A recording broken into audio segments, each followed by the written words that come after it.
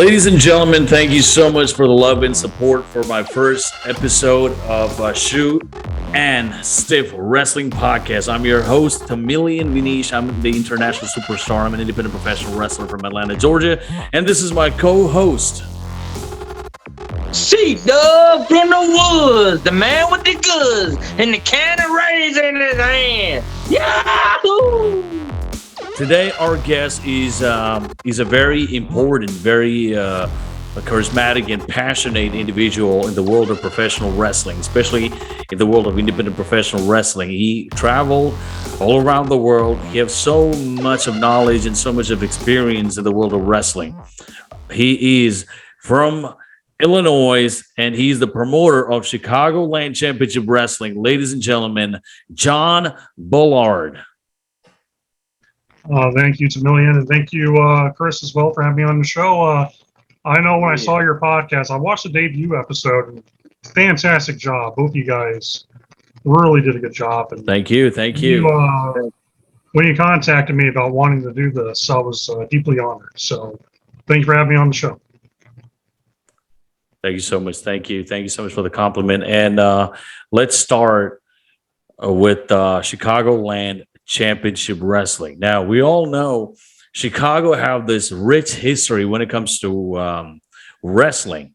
And even I talked about CM Punk on my last podcast, my experience, but forget about my experience. There are a lot of guys. There's a lot of, including Lex Luger. He's from Chicago. So it goes back to, so much of history. Even one of the independent professional wrestling promotion that started back in 1940s and 1950s. Again, Chicago was like a big spotlight for world of wrestling. So tell me, John, how did you started Chicagoland Championship Wrestling? Well, Chicagoland Championship Wrestling, to give you the little rundown how it all started, I was promoter I started promoting my first events back in 2012 in Kentucky when I ran a company called Pro Wrestling Freedom from 2012 to 2014. By 2014, I was kind of burned out on wrestling per se. I started back in 2001, so I was in it for a very long time. I wanted to kind of take a little break from it, just kind of focus on some other projects. I was getting married, and so I kind of just did a whole changing of the guard, transitioned my life from being the guy who was always in the wrestling business to just being, just a plain old guy named John. And so 2014 to 2017, I was away from the business. In 2018, I started living in Illinois. I now currently live in Northwest Indiana. But when I was living in Illinois, a very good friend of mine by the name of Christopher Martinez, who I got connected with from another really good wrestling friend throughout my life named Tony Myers. Tony, of course, known as Chainsaw Tony in Japan. Me and Tony's been friends for over 20 years. And so Tony got me in contact with Chris. He said, hey, this young guy wants to be a referee. He's really good. He's respectable. He doesn't do anything to mock the business. He really wants to learn. So every day, I would talk to Chris. I'd give him advice on, the importance of being a referee, the importance of being in the right place in the ring, not blocking the camera angles, things that we learned in the business over the years, definitely when you do television. So one day, we did this event for a company called League of Wrestlers, and it was my return to wrestling. And I was hesitant about it at first because I was like, you know what, I left it. I was not planning to come back to it. Chris asked me to do it. I was like, okay, maybe for one night only. I'll put on some referee stripes. I'll help referee and agent some matches. See what I can do to help out. Sure enough, like anybody knows, once you get bit by the bug, once again, it's that itch, and you can't get away from it. And I got that itch. And so me and Chris started talking more and more. And after that event, Chris started complaining about having back issues. And first I thought maybe pull a muscle, maybe he's just, degenerative disc in his back. found out it was actually cancer. So Chris was diagnosed with stage 4. He had tumors all over his spine and everything. It was really horrible. So when he was going in for chemotherapy, I would play guest booker with him, just to keep his mind occupied off the medical treatments and just keep him thinking everything but cancer as much as possible. So we started doing the guest booker stuff. We started coming up with this idea of a wrestling company called Chicagoland Championship Wrestling. It was just a promotion that we just threw out there just to have fun with, and just, okay, well, who do you book on this show? Okay, how would you book this event? And I would keep them going with it. And 2020, we were about to have our debut show, and it was in April. And Chris passed away. So I held off the event for a while. October, we had our debut event. We dedicated it to Chris, as we do for every show. And that's, believe it or not, how Chicagoland Championship Wrestling was created. It was created by two good friends. One that was just trying to keep the other mind occupied away from what was going on. Wow. I'm really sorry for the loss, and I'm sure he's watching you and your growth from the heavens, and I'm sure he's happy, and I'm really sure that he appreciates everything that you do. I like to think so. Remember, it's to me very important to keep his memory going. That's why I tell people all the time when they even mention the company, I was like, yeah, Christopher Martinez, that's the guy that you should think for that. I tell people this all the time. And then at my shows, people who come work for me, you know, they ask me about, well, how this got formed, and I tell people all the time, it was really the company was created in honor of a friend. That's why it's here, you know, as long as possibly can. You know, so it's all about doing it for Chris and keeping his memory alive, and for putting on the type of shows that Chris would be proud of. Nice. I can relate to that in a big way. I lost a friend in 2011 from cancer, and a lot of things that I do and keep in mind whenever I start pondering or thinking certain things or whatever, he would always tell me, hey, during the whole time he was battling cancer, he stayed positive the whole time. He told me God gave it to him because he felt he was strong enough to handle it. And I would get stressed out, and he would say, man, you need to stop worrying so much. You can't control it. There's no point in worrying about it. And so I got this tattoo on my arm right here, Quan Chang, which means worry free. Whenever I get top of in mindset, I could hear it, just like he said it to me yesterday. And his name was Mario. I got that one. I was able to show him that right before he passed away, that what I was planning on getting. He smiled. But I know how it is to have someone you value a lot and going through a lot of things with, being by his bedside, being through chemo, through this and that, and the whole time he didn't let it. He kept trucking, and it takes a lot to be able to, you know, he got it while he was serving military. It's just the whole, like, his whole mentality, how he handled it. It's very uplifting, and it's good to see, like, there's that type of people that value that type of friendship, and you carrying on his legacy and his memory and stuff. I can relate, man. I really can. Absolutely, man. I'm sorry you lost your friend too. So, John, I have a question for you. So, how important Sunday 9th October event for you? And also, added to that, I see a diversity and international talent and sensation in that. So, when you look at any other promotion, let's say, I don't want to say the names of the promotions in Chicago area. I'm sure there's plenty of independent promotions, Illinois, Wisconsin.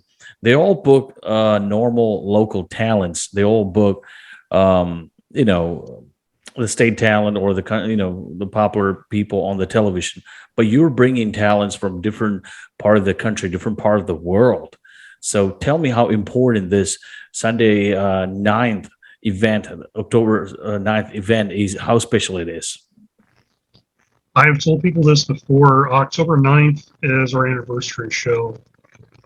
But most importantly, to me, I call this my love letter to the business. It's a book, talent that I've always believed in, to give people that has worked with me from day one the opportunities to showcase who they are to the world. We got to go through this list of people that are coming on board. So, of course, we have New Japan Pro Wrestling's young alliance sensation, Yuya Uemura. And Yuya is pretty much, he's, a lot of people are looking at him as the next Fujinami. You can look Yeah. at it. He just looks like the next Inoki Fujinami type guy. He just has that look, the build, the talent. He's going to be taking on Paragon. Paragon has been just tearing it up everywhere. I always told this to Paragon every time I talked to him. I said, it's a shame that guys like you are not talked about more because you look like $1,000,000, you talk like a movie star, and the way you carry yourself as a main event guy that any promoter would be blessed to have. We got La Australia from Dragon Gate, Japan. He's here in the United States for a short learning excursion. So we got him coming on board to wrestle a young, upcoming Mexican luchador named Manny Cortez, Modo Diablo, as he's known in Spanish. When I first saw Manny Cortez, reminds me a lot of the early 1994-95 Rey Mysterio. Just the way he moves. So the fans are going to get the opportunity to watch the hybrid of Mexican and Japanese style lucha libre, to get the chance to see that style of wrestling, along with Japanese strong style, American technical, some Memphis old school Southern style, some Midwest strong style. It's a mix of everything. This whole card is literally top to bottom. Almost every one of those matches to be a main event for one of the companies here in this region. So October 9th is a huge event. It's my opinion, the biggest event I've ever booked and promoted. And I've been doing it as a promoter since 2012. And I've had a lot of big names in my shows over the years too. Big Van Vader, Dutch Mantel, who worked at Zip Culture in WWE. Which there's a funny story about that there I could tell on this podcast about Dutch. But yeah, that's the card right there. I mean, Just wanted to share out here. Yep. Top to bottom is just who's who of guys in the Midwest, and pretty soon people's going to be seeing Vanish on our shows too, because he's the man.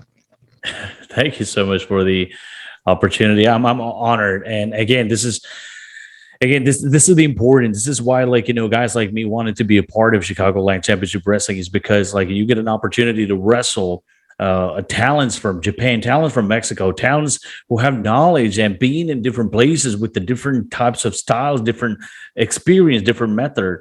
And so I'm really honored, and thank you so much for the opportunity. And Chris, Yeah, I questions? got I got a question.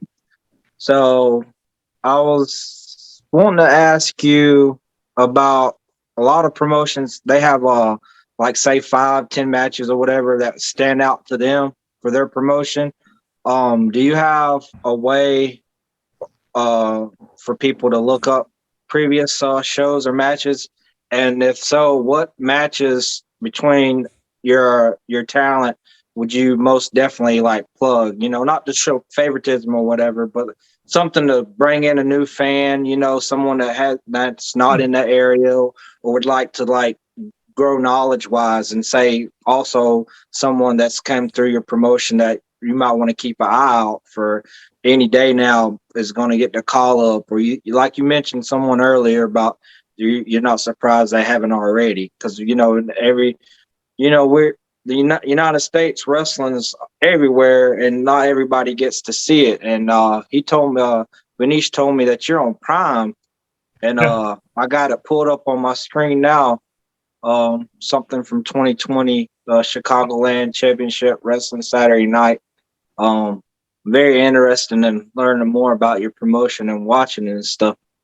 So it's pretty cool. I haven't even seen. I've only seen one other like promotion that was on Prime, and I don't even remember it. But it's really cool to actually like meet someone that has it, because most people go through Fight or YouTube or these other like companies that'll just make up like they'll have an app that I think there's a couple in this area. You know, it's cool. I haven't. It's cool that I'm like able to just pull it up like I just now. Yeah. Well, you mentioned Fight. We're on Fight TV as well. So Okay. I've always been a big believer in media. Media was one of the first things taught to me when I got in the wrestling business, and the importance of media if it's used properly for wrestling, which a lot of guys do it very well, and there's some that kind of neglect it. But yeah, we're on Amazon Prime. Our first show was definitely Fight TV. We were on Power 4 TV in the United Kingdom, but Power 4 as a company closed their doors, which just sucks because that was one of the best streaming services ever. We're currently shopping around for a few other networks to partner with. I know a lot of people have mentioned IWTV to me. There's also the Pro Wrestling TV app now that's going on. I've also been looking into the Pluto TV has a lot of wrestling on their channel too, and that's a huge market as well. So we've been doing a lot of that stuff, and also working with our friends at Alco TV, which is our regional cable channel people here in this area. So we've been putting some matches. Now, matches that I feel like deserve to be seen, or there's a lot of them, but on that debut show that's in front of you, very first match, Miles Mercer versus a young kid named Yo-Ya. Yo-Ya is now booked all over GCW, which is now Game Changer Sports, like the biggest independent promotion in the United States right now, currently going. So Yo-Ya came from us first before he went to GCW. The guys at GCW saw Yo-Ya on our show, and that's when they started booking him. So that's a big help. On that show as well, we had a triple threat match with the Mercenary Garrison Creed, Marche All Day Rocket, which is former TNA star, and our current champion, the Shogun, Chris Logan, in the triple threat match. That was a phenomenal matchup. The fans still to this day talks about it when they come to our shows. So yeah, that's two matches right there I could point out. Third one, Ewok versus Zeke Kickham on that show too. That was the epitome of what I call Chicago strong style type wrestling. Like what we do as a company, that match is the embodiment of what Chicagoland's about. It's very sport based, very physical, no nonsense, smash mouth style Chicago wrestling. And so I remember watching that match. I believe I was in Memphis at that time. You sent me the link, and I watched the entire whole show on Amazon Prime. The quality, God, it was insane, and the matches were really awesome, like a pay-per-view worth card and matches. Yeah. Yeah. Time out quality wise. Garrison Creed. I'm sorry. I've caught Garrison Creed and Warner Robins. He came down and wrestled their champion. So when you said that name, he's actually on the little in the background right there. But yeah, he pretty cool dude. I was like, Garrett, he put on a good match with the champion and everything. I enjoyed that match. So yeah, I'm familiar with that name already. Yeah, no, Garrison is going to be a huge star in wrestling. That's just, he's already getting seen by the NWA, and he's doing appearances for their tapings and stuff, and he's working for Ohio Valley Wrestling. And I'm not going to dog OVW. I mean, I'm not the biggest fan of their product per se, but they do have some lineage, so I understand where that's a big deal for a lot of folks.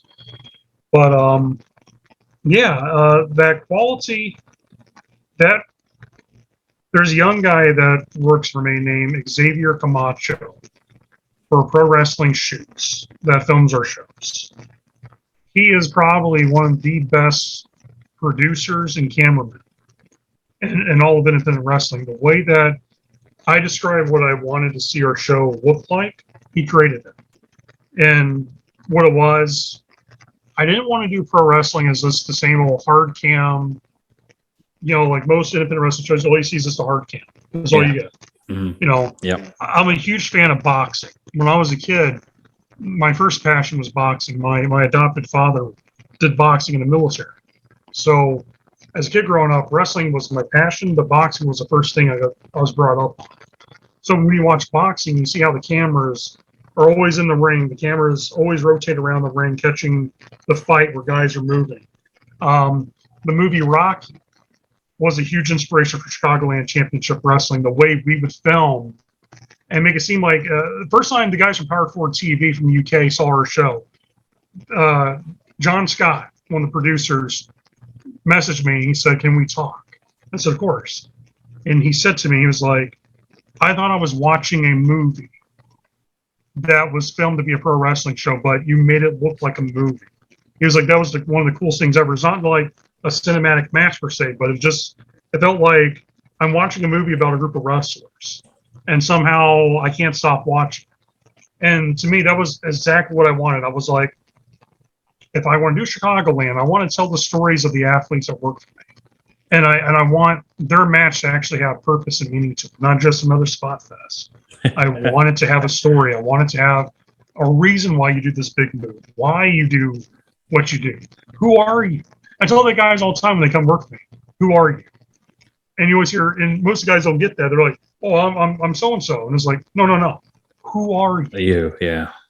What makes you you? What is, like, if I'm talking to like Vanish, well, who is Tamilian Vanish? What makes him who he is? Why does he do the things he does? I want to know that, because when we film, I want that to be caught on camera. I want that to be told to the audience watching. I want people to be not only mentally invested in the program, but I want them to be emotionally invested into the program that we do. Because I always felt like when you watch a good movie, Rocky, prime example once again. When you watch that first Rocky movie, and he's fighting, that fight scene with him and Apollo, they're going round for round, and Rocky's taking a bad beating from Apollo at first. You kind of feel bad for Rocky. And all of a sudden, Rocky gets that second win, and all of a sudden, it's like, oh shit, like, it's on. And all of a sudden, here comes that comeback. And Rocky's taking him to the limit. And all of a sudden, the bell rings, and everyone's like, the fight's over. Rocky doesn't beat him. Yep.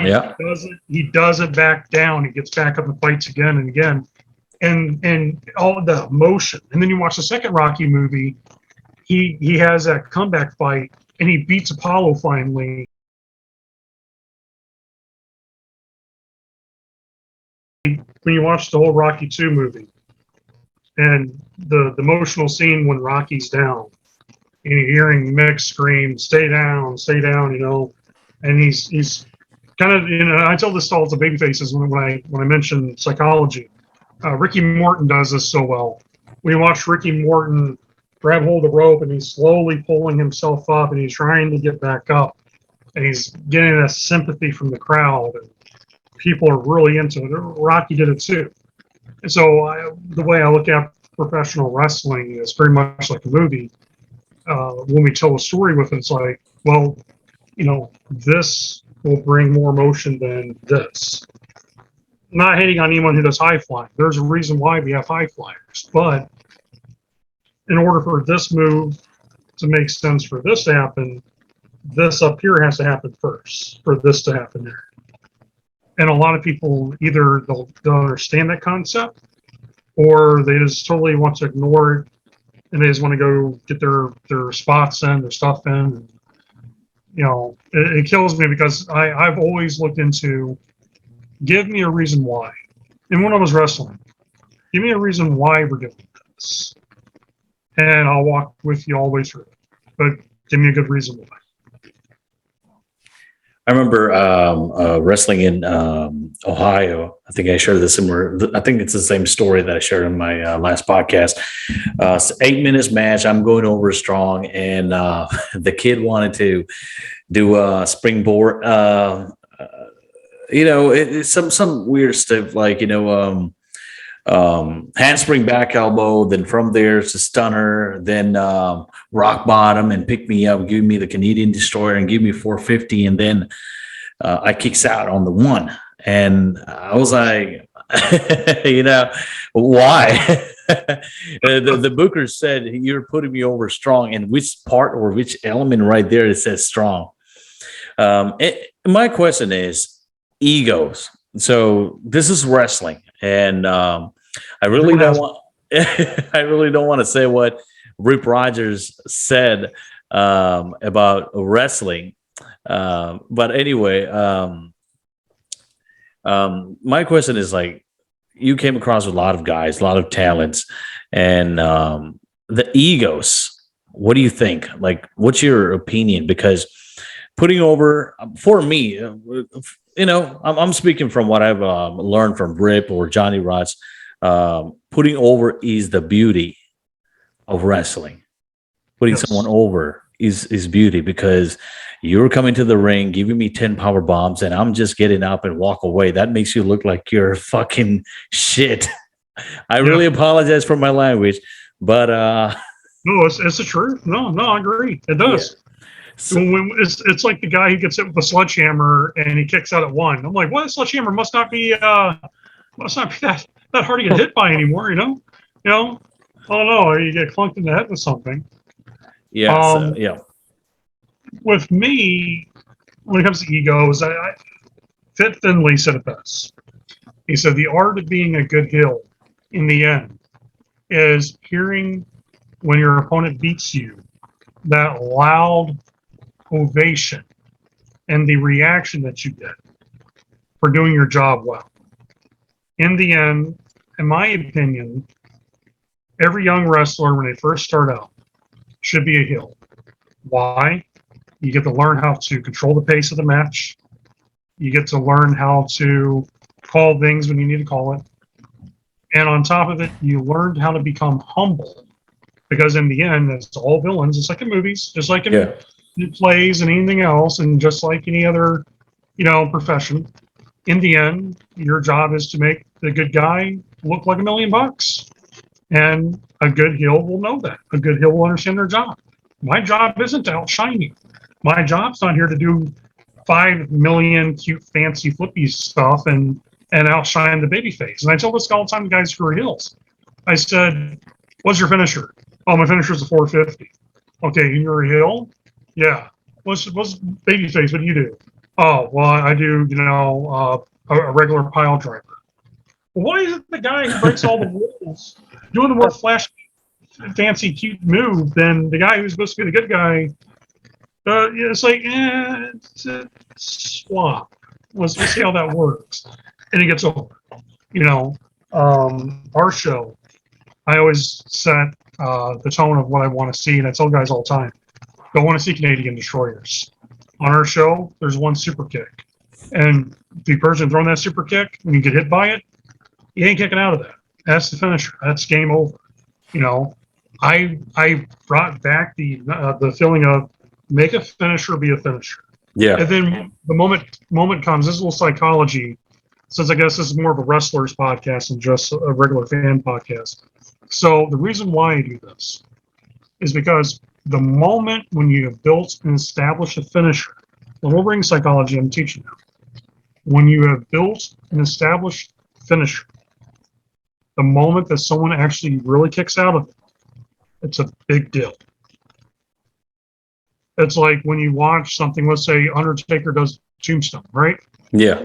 99% of the time that Tombstone goes into play, nobody ever kicked out. Nobody ever kicked out until everybody started kicking out everybody's finisher. Nobody ever kicked out until. But Taker always protected that finisher. Yeah. Yeah. I think only one person ever kicked out the Tombstone. I think it was Shawn Michaels. That was during that WrestleMania match. But when you go back and you watch that moment when that does happen, the entire stadium, everybody's like, "Oh my God, that was supposed to be it." And it's like, and I loved it because it's like, okay, that move has been so protected and so established that it's okay for this to happen because it now generated a moment of why it happened. But the problem is on most independent wrestling shows, and then I went to go see a show just a couple of weeks ago. Had a great time. But every single match except one match literally was nothing but a spot fest. it was one big finisher after another finisher, and guys kicking out at one. Or another thing kills me too. You go in, big shoulder tackle. The first big move you get hit by is a 2.5. Why? Why is it 2.5? I would love to see this for guys to do this more often in independent wrestling. When you first get hit with something, guy goes for a pin, you automatically kick out. You don't let the ref in come near. You're fighting. Let's be honest. We've all been in fights with somebody. When someone gets you on the ground, are you just going to lay there and let them get on top of you? You're automatically trying to roll them off it. You're trying to get them off it. You're trying to hit them. You're trying to double leg takedown or headlock them, whatever you could do. Why are we not doing that? Why in professional wrestling is it that the first move is a 2.5 on a count? I'm like, you should kick out before 1. Yeah. Make it where the referee's like getting down, you're kicking out, so the referee has to get back up. You're like, oh man, it's on. Like that dude is not letting you like take advantage of them that fast. I like to see more realism come back in wrestling, and people also kind of overlook the theory of what I mean by that. People think realism like, oh, I need to go shoot, headbutt you, or hurt you. No, it's the psychology of the fight. And I guess maybe that's from a boxing background kind of comes in, because when you look at when guys throw punches, you can tell, and with some guys in wrestling, this is not me trying to crap on the business, but you can tell who actually been in the fight and who really hasn't. There's some guys, when they throw their punches, you're like, damn, he's killing that brother.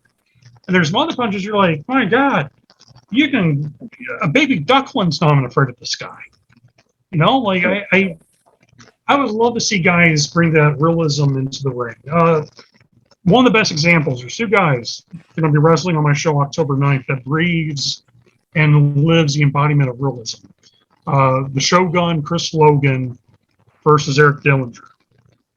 Both of them, when you watch them wrestle, it looks like a fight. Both those guys make you believe like, yeah, I wouldn't want to fight one of those guys. Dillinger looks like he's crazy, but everything has a realism factor to it. Chris Logan's a martial artist in real life, so all of his strikes are snug and they're believable because they are. So once again, I love seeing stuff like that.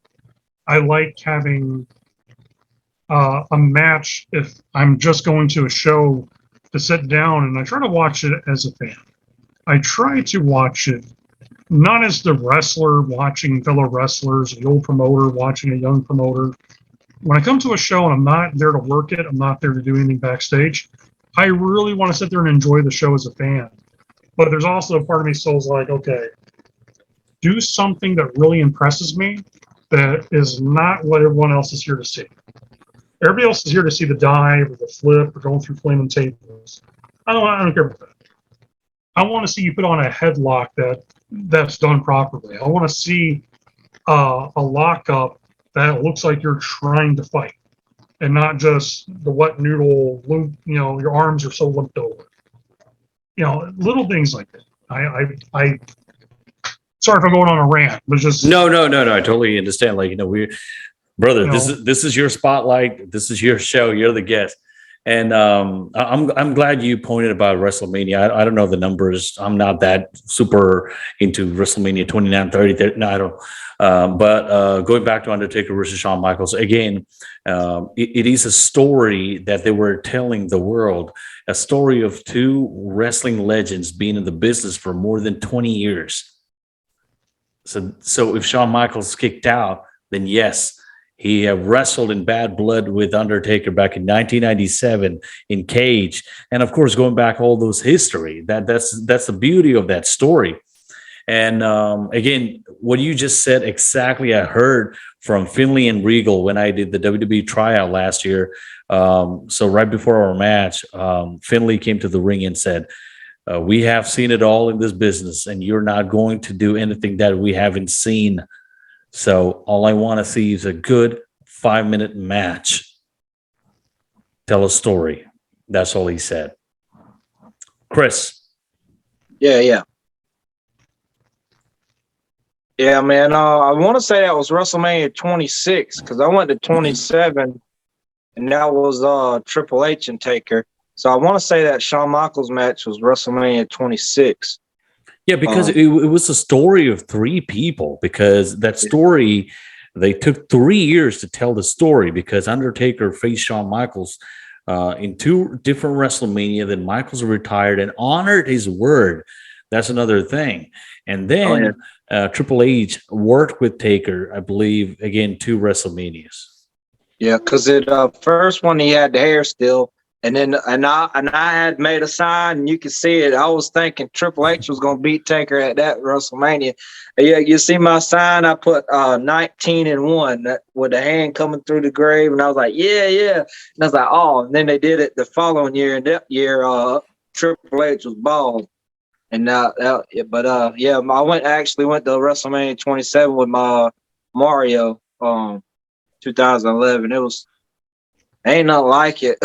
I can only imagine being on the stage and getting to soak that in, but like just being there and seeing how it all was brought together and growing up and watching it from being 2 years old to watching it with my great grandma, watching Undertaker chase Kamala through, and man, that she loved that. Whenever Undertaker would come out there and chase Kamala off, she's just like, "Ooh, look at him, bro!" I just got a kick out of it. I got 96-year-old lady just getting a little trip out of watching this man run through the crowd. That's like one of the best memories I have growing up was getting to watch it with her and stuff. But yeah. We are on the right path. So this is going to be my next question. So let's watch this video clip for a second. I really, really want to hear your opinion, John. Ready?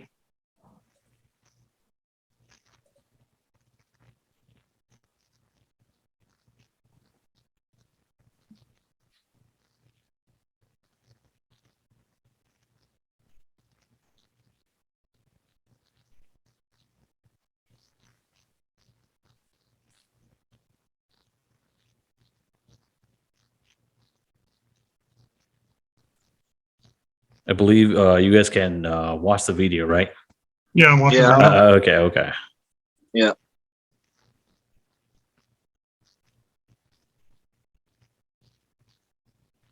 This is one of the viral videos on social media.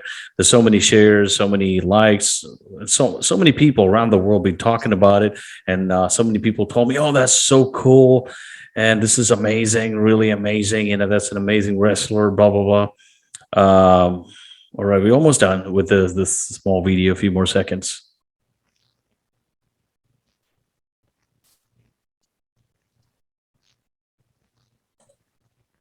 All right. I definitely would like to hear your opinion about this.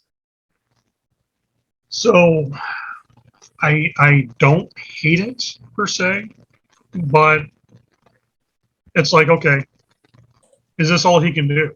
Is this his whole gimmick? I haven't watched enough of this guy to really make the big judgment call on him, but this is okay. So I'm gonna go on a little tangent on this. Sometimes when people come up with things that they think is the most creative idea, they make the mistake of pigeonholing themselves into being a one-trick pony. It's like, let's be honest, the whole Joey Ryan. No, could Joey Ryan actually wrestle? Yeah. You gotta actually go back to the early days of PWG stuff before he did the whole sleaze gimmick. Yeah. He did. Yeah. I don't like the guy, but the guy can wrestle. He actually had good matches with guys. But then all of a sudden he started thinking, oh, just let guys grab me by my dong and I'll flip them over and pop the crowd. And the problem is, that's all he became known for. And people automatically no longer cared about a Joey Ryan match was, yeah, here comes that spot. And that's the only reason why someone wanted to watch for 3 seconds if they even wanted. I watched more people be turned off by it than they actually were wanting to go see it. Yeah. And with this guy, I like to think he has wrestling ability. It seems like he can. He threw a pretty solid drop kick. You know, the thing what killed me was the guy gets him into a wrist lock. Instead of selling the wrist, he's still spinning the piece while being in a wrist lock. And I'm like, dude, you could stop it. If I was him, like, when you get in a wrist lock, you scream. Why not take the piece of dough and smack the guy with it? Like the old Bugs Bunny. The old Bugs Bunny routine with, I challenge you to a duel. Yeah. Yeah, you Man. smack him. The guy stumbles back from it. You throw the piece up in the air. Then you give him the drop kick.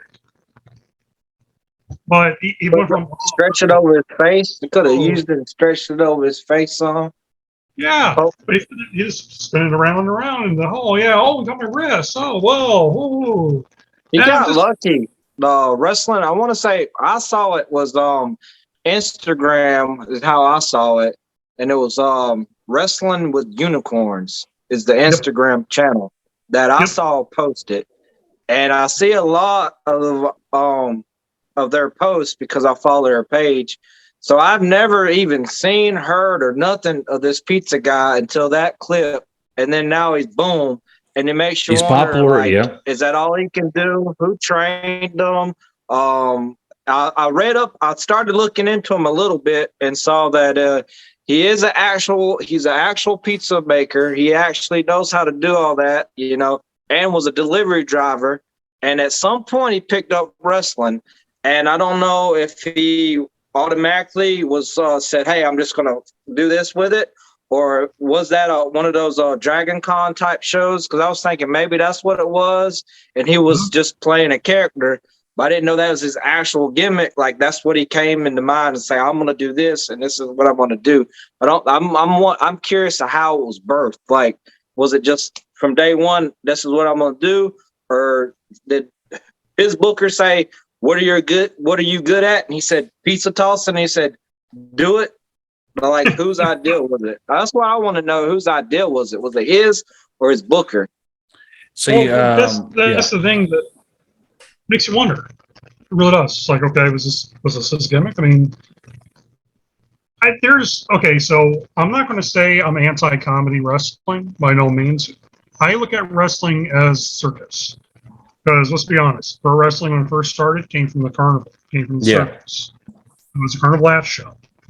And so if you go to a good circus, and I went to one about 2 years ago, me and the wife went to it. It was a family from Mexico that brought their circus to town.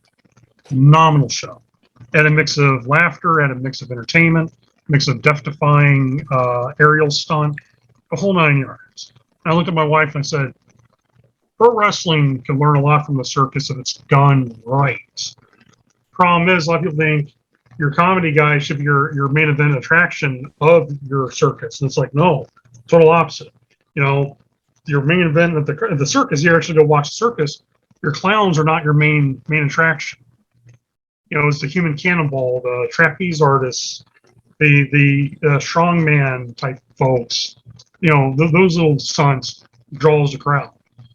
Problem is, a lot of guys in pro wrestling wants to be the clown, but they also think being the clown should make the main event attraction.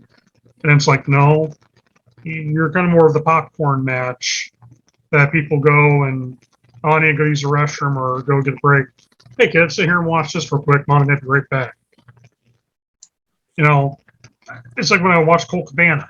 Love Colt Cabana. Colt Cabana is one of the best technical wrestlers on God Green Earth. Amen. Learn from the best. Learn from the best. But he pigeonholed himself for years of, I'm a comedy guy. And it's like, but you can wrestle.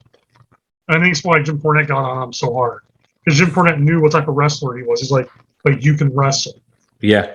You could have great matches with anybody. You don't just, it's okay to have a ha-ha once in a while, but not every single night needs to be that. And Yeah, I got a chance to work with him, and again, like you said, he knows how to wrestle. We didn't really do any silly spot. Again, it was amazing. He knows. Yeah, he's phenomenal. I love Cole, but it's a lot of guys will pigeonhole themselves into this is kind of what I do, and it's like, okay, prime example, AEW, right? Orange Cassidy, super talented guy. In ring, I can't do that shit with my hands in my pockets, but he can. But the thing you have to ask after a while is, will Orange Cassidy ever be taken serious enough by the fans, serious enough by the journalists and other people to ever be considered the main guy? Will he ever be the guy that actually wins the gold? He'll actually be that guy. He's been with the company since day one. And he's kind of been kind of stuck in a hole. You know, Yeah, it's like, that yeah, punch he threw on Pac the other night. That's not to me. I just don't see. I mean, I know that's his move, that he does in the ring, but just how it came through there, it's like Pac. That shouldn't have took Pac down. You know, I didn't believe that would have took Pac down because he doesn't really use his hands too much. They're always in his pockets, so he only uses it once or twice.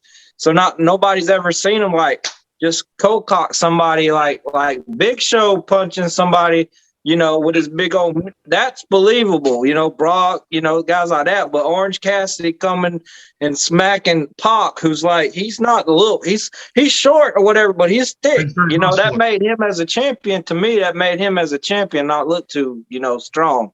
Makes me feel like they might take the belt off of him or whatever. But it surprised me. I wasn't expecting that to happen, but I wasn't expecting him to like sell it like he did. I don't know. I'm glad this conversation, this podcast is, going into these roads, because it gives me an opportunity to ask you another question. So we were talking about these gimmicks, and like you said, wrestling started from circus, of course, from Gorgeous George to Hulk Hogan, Ric Flair, all these larger than life gimmicks and characters. So how did you started when you started wrestling? What was it like, and what is the difference right now when you compare when you started? Oh man, night and day. So how I got involved in wrestling, always was a fan as a kid. Went into give you my little TED talk about how this all happened for me. So 8th grade year, I was in a business tech lab class. My teacher name was Miss Leek, Leek, for anybody who wants to know. And she asked all the students, what do you want to be when you grow up? You know, the one story that every teacher will ask every kid, oh, well, what do you want to do? And you got the kids who are like, I want to be a doctor. I want to be a policeman. I want to be a lawyer. I want to be a teacher. And she got to me, I was like, I want to be in wrestling. She looked at me, she was like, that's nice, but I don't think that's ever going to be achievable for someone like you. And it hit me so hard because she was one of my favorite teachers. So being told that as a young kid, 8th grade, it was just, the energy just got kicked out. So I still want to be in wrestling and go through my high school years. I kept it to myself. There was like a little inner circle of wrestling nerds I ran with, but I never like blurted it out ever again of what I wanted to do. So 11th grade year, I'm sitting there in English, was English class 3, as we called it. And I had a teacher named Diane Shrubby. And Miss Shrubby was a saint of a woman all the way through. And in my English book, tucked away, was that year's PWI's Top 500. And instead of studying Shakespeare and English study, I was studying to see who was number 1 all the way through number 500, understanding who and what and where these guys came from. So as I was reading through the magazine, she approaches from behind and she overlooks and sees the magazine. Now, she says, oh, so this is this year's PWI. Threw me off guard that she even knew what a PWI was. I was like, yeah. I was thinking she's going to take my magazine from me. That was the second worst fear. Oh my gosh, she's going to take this brand new magazine too. And she's like, yeah, that's awesome. She said, I didn't know you was a wrestling fan. I was like, it's a little bit more than that. I'm kind of like obsessed with it. And I told her, I was like, and once again, I said the thing that I was most afraid of. It's what I want to do. And she said, you know what? I think you could do it. And it hit me because finally an adult that didn't make fun of me. She didn't judge me for it. I said, you really think so? She said, yeah, I can tell you why. She says, you really want something, you go out there and you work hard and you get it. She says, my son did the same thing. And my son's a professional wrestler. Her son was a guy in the Florida Independent scene at the time named Big Daddy Rose. He worked in Florida from 1997 all the way up to 2002, and was a great guy. Passed away due to brain cancer, but was a phenomenal human being. So she told me, she said, "I'll tell you what, my son has a big show coming up here in town. I'll get you tickets. Come out, and I'll introduce you to some people." And she did. And young guy by the name of Spike Moore, who actually worked on WCW. He did the Saturday night main event tapings as an enhancer, but he was a promoter right along with our son, Big Eddie Rhodes. And they were like, "So kid, you want to be a wrestler?" And I was like, "Yes, yeah, like yeah, that's all I've ever wanted to do since I was a kid." All right, cool. I'll tell you what, we've got this upcoming event. Yeah, let's see you here at 8 o'clock in the morning. So back then, there was not a lot of wrestling schools out there, right? No, wrestling schools didn't become a thing until like around late 2000s. There were some in the 90s, but it was so like you had to know somebody to get a chance to be in one of those things. It's like a wrestler ran it, but they try to weed you out. So when I got brought in and I started training with them, it was still protected. Kayfabe was still something that was believed in. Wasn't allowed in the locker rooms. Guys were speaking code around me when I was a kid, and they would put me through all the grunt work. Here's flyers. Here's a staple gun. Here's flyers. Get on your bicycle, and I want you to hit up every telephone pole in this entire area and put up a flyer. And so I would go pedal my bike as much as I could and put up flyers all day long, just doing that because they told me to. I didn't ask why. They told me, and I did it because I wanted to do it. And then the day of the show, hey, you're going to be here at 8 o'clock in the morning. Okay. I don't know why, but I'll be there. Showed up. Why? They need the ring set up. They need the chair set up. When the wrestlers came in, my job was to walk up and take their bags and bring it to the locker room door and set it down. It wasn't allowed in the locker room, but I brought their bags to the locker room out of respect. That's another thing. You don't see no young guys doing it no more. Veterans open up their trunk of their car. Kids will stand there and look at them like, "Oh, cool, okay." I'm like, "You're not going to go offer to take his bags for him?" This is a person who's been on television. Like, learn from them, you know? And the more and more I started doing this, the more the guys started talking to me. So I went through my training class. And the training class was all about weeding people out. That's all they did. And what they did was very much like the power plant. You go in, they make you do 500 squats. They make you do as many push-ups as you basically could. And after that alone, most guys were dropping out. Most guys just couldn't do it. I wanted to quit the worst way when I first started going through that. But it dawned on me. If I quit now, I can never show my face around this ever again. And another thing, I couldn't go around saying I wanted to be a wrestler when I had the opportunity and I blew it because I couldn't hack it, or I didn't have the balls for it, or the guts and the fortitude to keep on going. So I pushed myself as much as I was hurting. I pushed myself to keep on going. And after the second week, it was me and 3 other guys out of a class of 23 that first started. That's how badly they were weeding guys out. And they weeded them out because they didn't want a bunch of guys standing around saying, "Oh, I'm a wrestler," to their girlfriend. They wanted people who were there because they actually wanted to be there, and they earned their rights to start training to be there. And so from that day forward, I had my foot in the door, and I tried to never leave. I left a few times for personal things, but never leave the business out bad, despite it. But now he was talking about how things were different from then and now. Back then, if you was a rookie, the veterans would have you ride in a car with them, and a lot of times you either would drive them or they drove you, but you sit there, you have their luggage in your lap, and they would tell you stories. Every story had a reason. Every story has a purpose of why they're telling you these things. There weren't a whole lot of promotions back then either. There were a select few.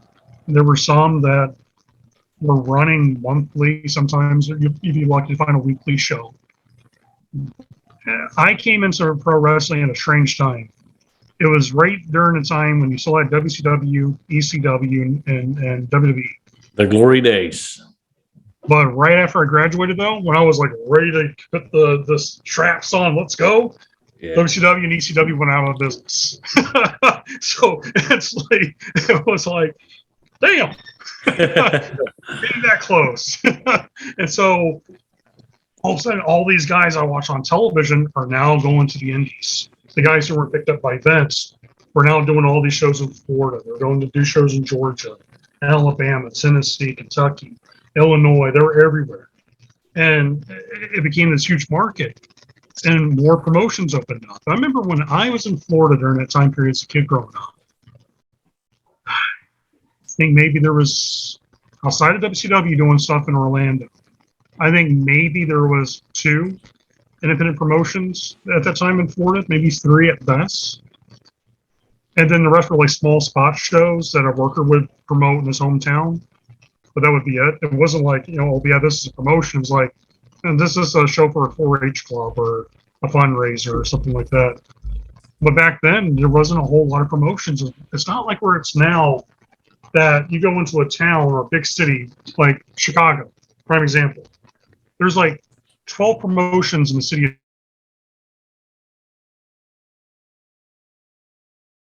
of Chicago. Along Berlin, in 1 month, could have like 4 promotions running in that building at one time.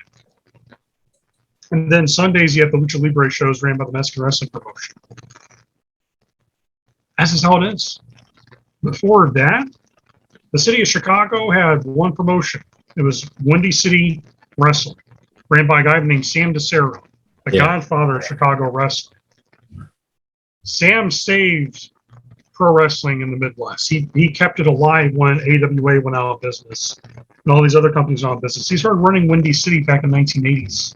It's one of the first independent promoters in wrestling. People have to understand. If you go back and look at those early PWIs from the 90s, Windy City is talked about heavily as one of those promotions. And some of the guys who work for me come from Windy City. They're the last of the remains of that old era, the old guard, And then from there, PCW started, then LWF, where CM Punk got his first start, Lunatic Wrestling Federation. Those 2 promotions were branched from the guys who came out of Windy City, or the guys who had a falling out with Sam, started their own show. But before all that, there was only 1 promotion in Chicago. There was 1. There wasn't 1,000 spot shows. There weren't 100 other companies going in Chicago. It was Sam DeCero. You went through Sam. If WCW was going into Chicago, for example, they went through Sam for advertisements. They went through Sam for other stuff that needs to be done.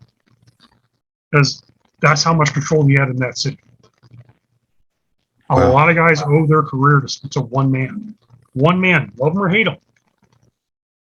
Almost everyone in Chicago are a child, grandchild, great-great-grandchild of Sam DeCero's teaching of wrestling. It's amazing when you think about that. 1 guy made that much difference. That all these other little companies that branch off from this company, well, they all branch off because of 1 person. Wild when you think about that shit. It did for me. And then I look back at my time period starting in 2001, really getting my feet in the wrestling business in 2007, 2008, and even seeing how wrestling was even then. Even back then, man, like in Kentucky, for example, people were kayfabe still. They're still fans who believe wrestling's real. NASA's fake, but wrestling's real. That moon landing, I don't believe in, but that boy there came back from the dead and body slammed that giant. So it's like they're all into it. So you got to protect the business.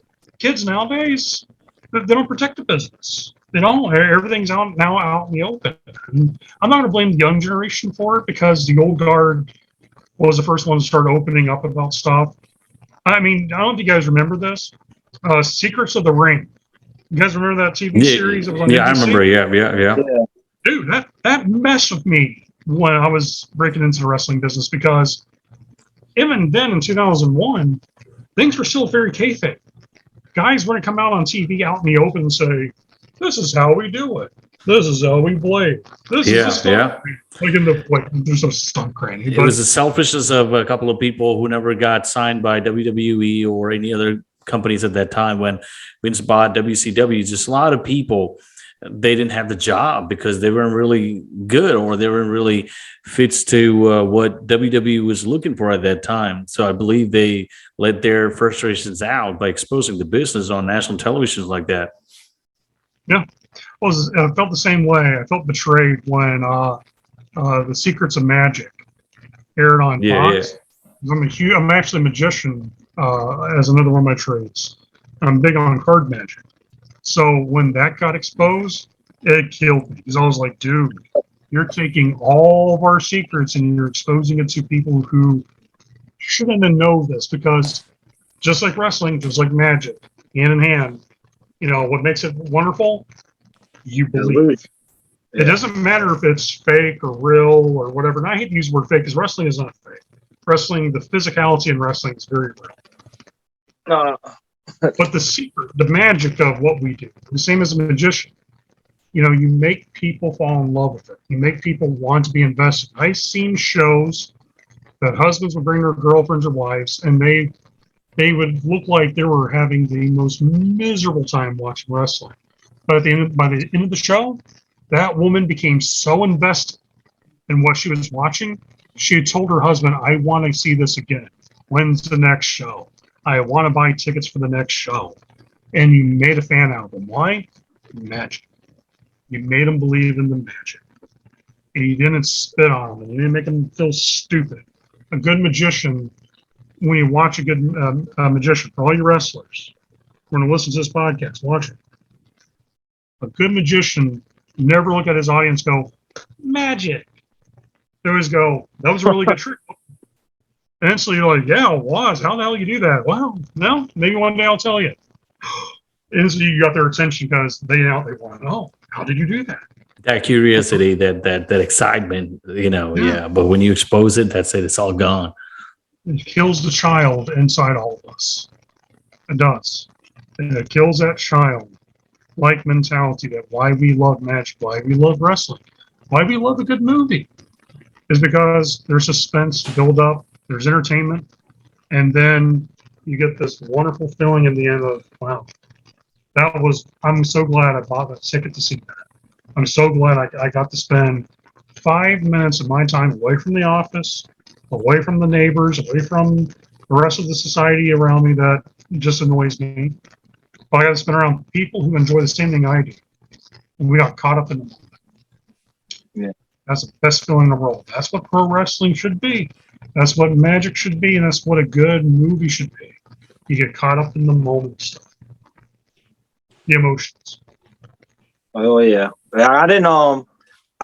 I've always been in wrestling and everything, but I didn't get to catch my first actual indie show until I moved to a town that would actually have indie shows ran in it. And one of the guys got to wrestle. I got to watch them last night, but he came from backyard wrestling, like started up with that a little bit, and then he's been in it for I want to say over 8. So I know at least 8 or 9 years, maybe more. By the name of Skrilla, he got to wrestle last night in I Quit match. And so you're talking about Deep South Wrestling, right? Yeah. It was Deep South last night. Nick Patrick's last hoorah in the ring referee the I Quit match, and it was 36, 37 minute long I Quit match. It was they Skrilla's mom was in the crowd. I'm pretty sure he didn't tell her that hey, this is gonna happen.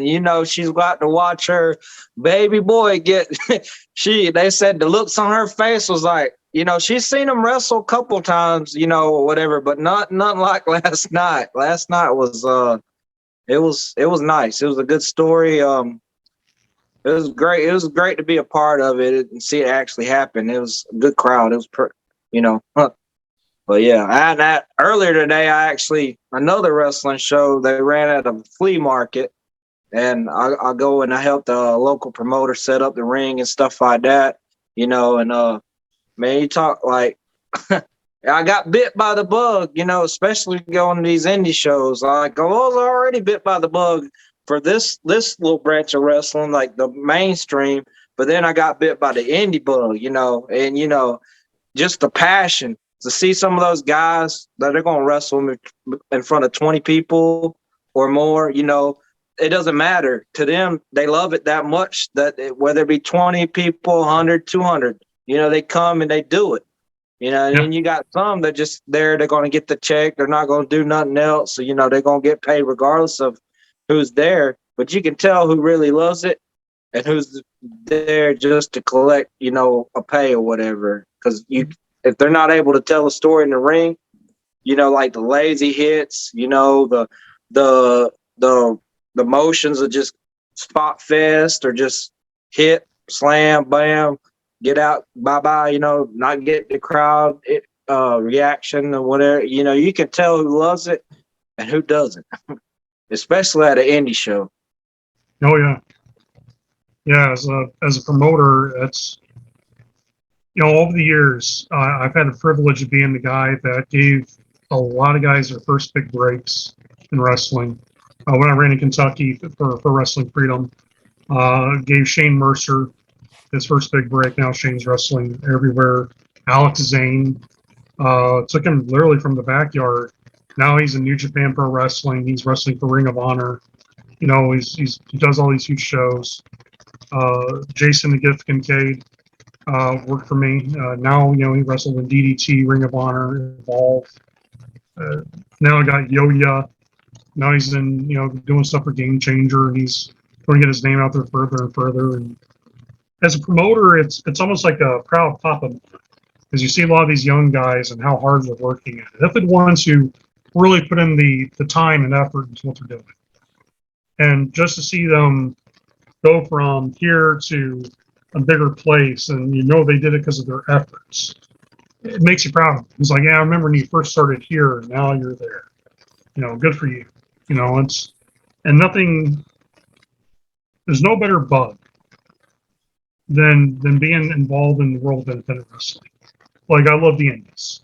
I will always, if by somehow tomorrow I get signed by WWE and they're like, hey, we need you to be the talent scout. We just need you to travel the country, go to shows, scout talent for us, let us know who you saw and what was good. I'd be the happiest man on earth because I'll be going to the indies. I'll be actually getting this to look at the young guys and girls that I know that are putting in work. They're putting in those drives. So, yeah. I'm glad you mentioned about Jason Kincaid. I met him. I got a chance to share a locker room, bring with him one of the nicest person. Just like how you helped me in Mexico, he helped me in Japan as well. Shane Mercer, amazing talent, great attitude, great talent.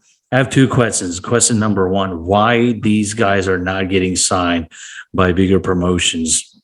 And number two, how much traveling is important when it comes to independent professional wrestling? Because in the state of Georgia or in general in Indiana or Chicago, the guys that think that, it's okay. And if I wrestle once or twice a month, that's fine. And I don't need to go anywhere else. And I'm the champion on so-and-so promotion. So what do you think? Why Kincaid, Mercer, and all those guys not really getting that big contract? They're phenomenal talents. And again, why people, trial talents, wrestlers need to travel. What's the purpose, the importance? Okay, so reason why they haven't been signed, that's a question I've asked myself there. Because like you look at Shane Mercer, the guy looks like freaking Conan the Barbarian. Like, why is he not signed? Like he looks the part, he carries himself, he's very professional when you meet him. He's not a meathead jerk that's like, oh, I'm here to hurt somebody. Puts on a great match, always has probably the performance of the night on most shows. He's the guy that people talk about, like, dude, he sold the show. Like, there's always something crazy feat of strength that this guy does. Like, remember the time ESPN covered him, the time he picked up the bleachers. And literally go back, he lifted up the entire bleachers and used them as a weapon. Other guys swing a chair. He picked up an entire section of bleachers and threw it at a guy. So it's like, holy crap, Jason Kincaid is such a unique persona, such a unique person in general. Just meeting him is an experience.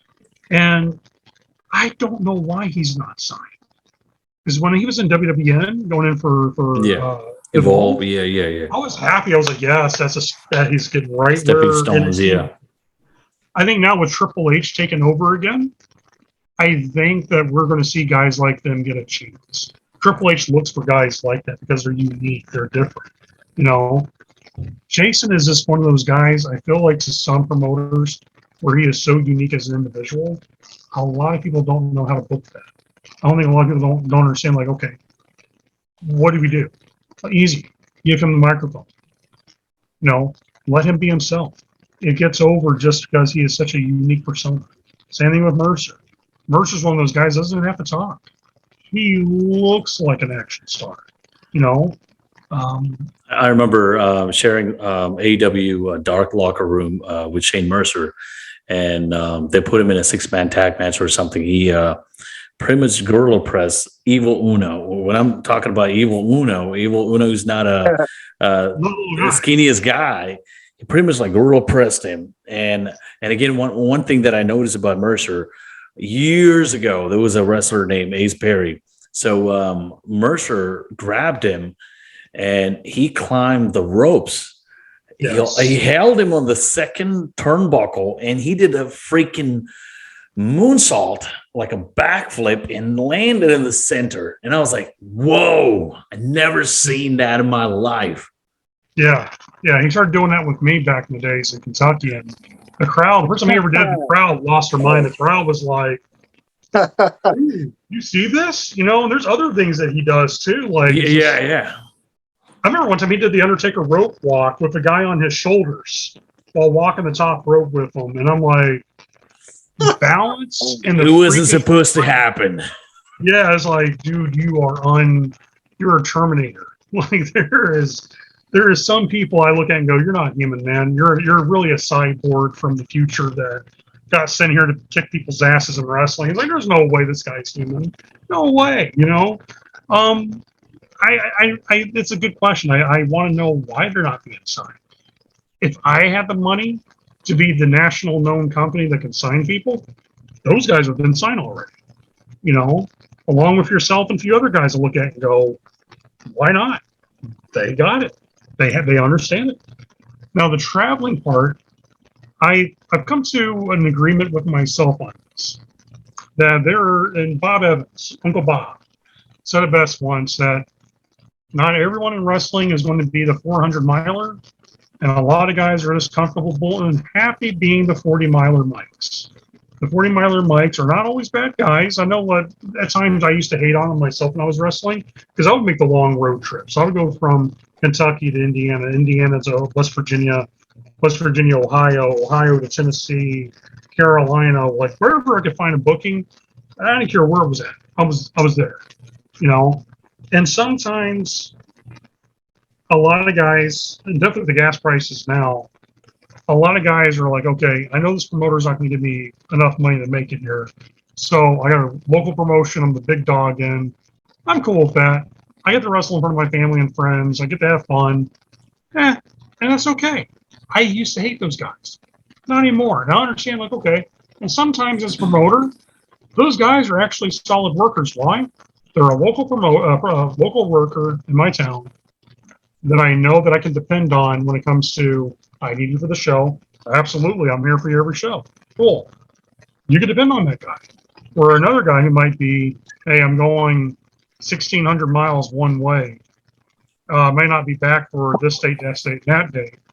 It's like, okay, but here's the reason why you've got to respect those guys.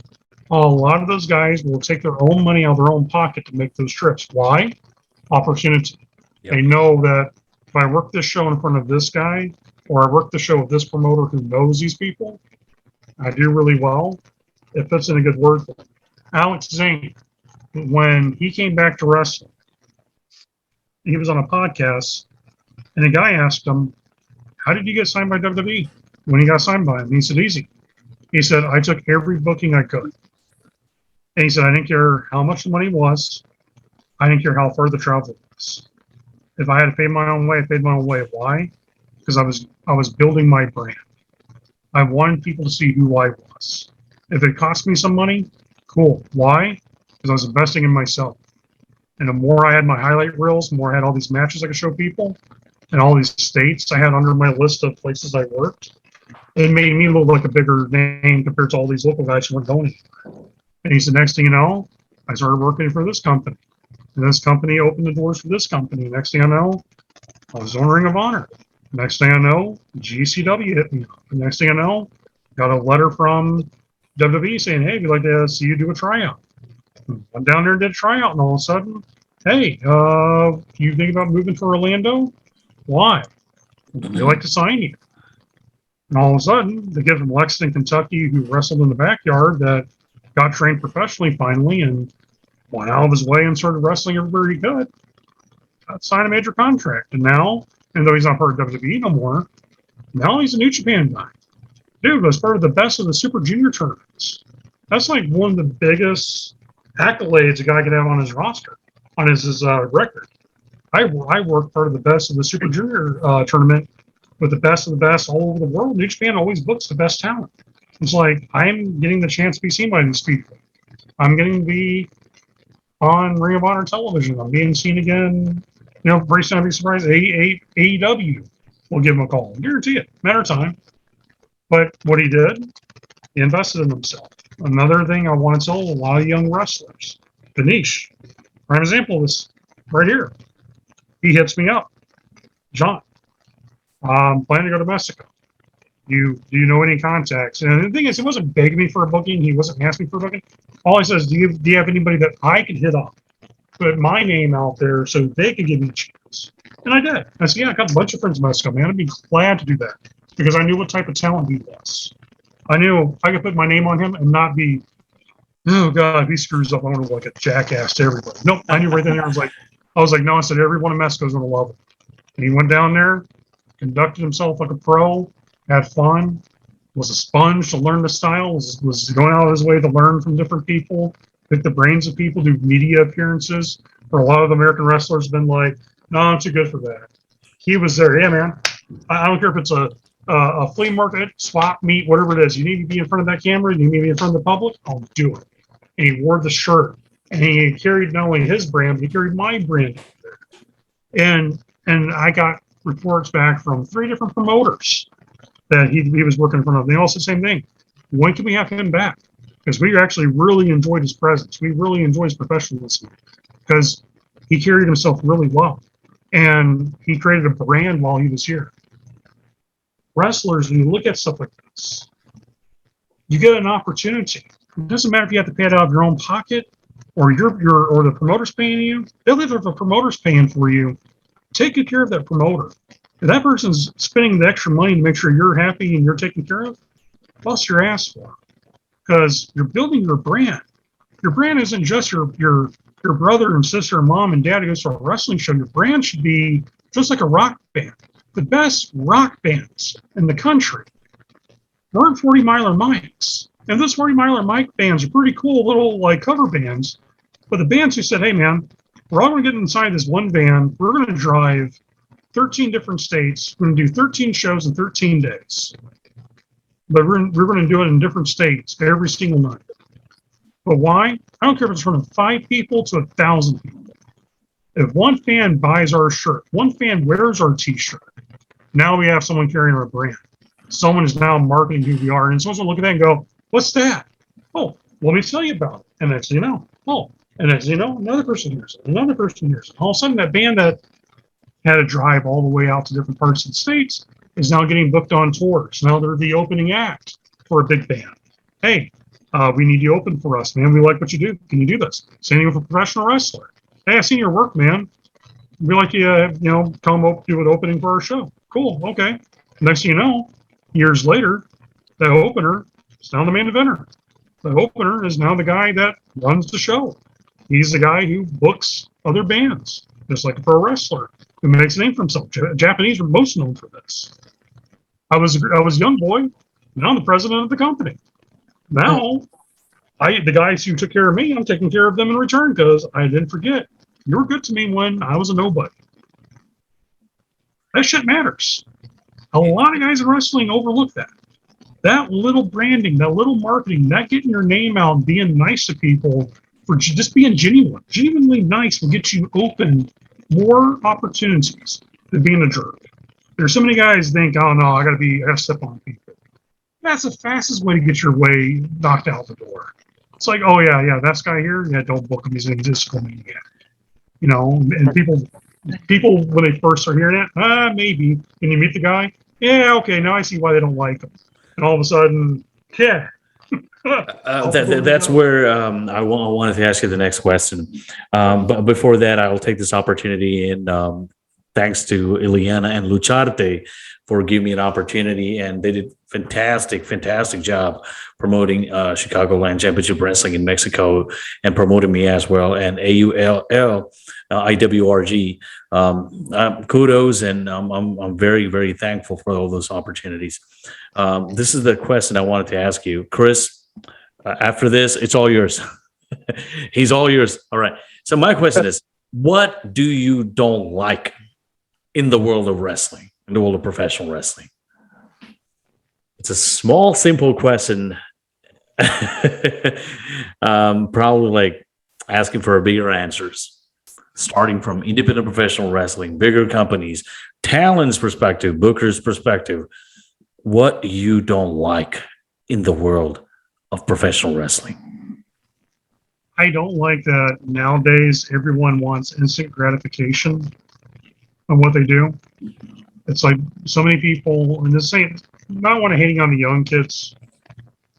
Anything I say on this podcast, I hope guys understand. I'm giving you my advice and critiques on what could be improved.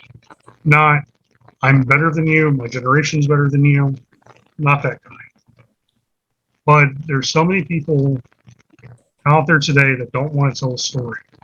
They don't want to build up to now. When I say telling a story, I'm not talking about doing a headlock for 30 minutes. By no means. Don't do that. You have to have action. You have to have suspense. You have to have a build-up. That's telling the story. You give people a reason to be invested in your match. So many guys nowadays don't want to do that. A lot of the wrestlers today are more focused on popping the boys than they actually are popping the crowd. The boys don't pay your wage. The fans do. I guess, yeah. That's probably been my biggest critique is that so many guys are like, yeah, I want to go get the biggest pop from the back. When I was wrestling, when I was doing shows in Georgetown, I was the opening match.